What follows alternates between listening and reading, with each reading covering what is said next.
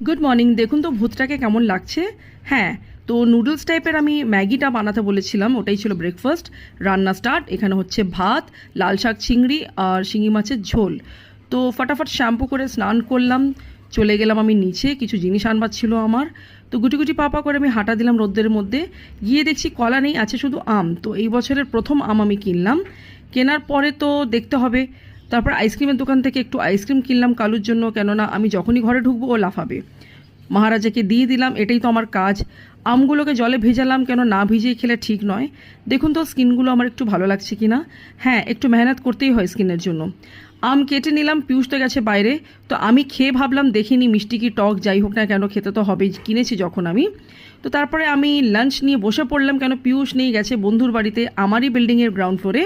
তো লাঞ্চ নিয়ে বসে পড়লাম, খেতে চালু করলাম, কেন দেরি হলে ভাই আমার সহ্য হবে না, আমি ব্রিটিশ টাইম মেনটেন করি। Tata, bye bye.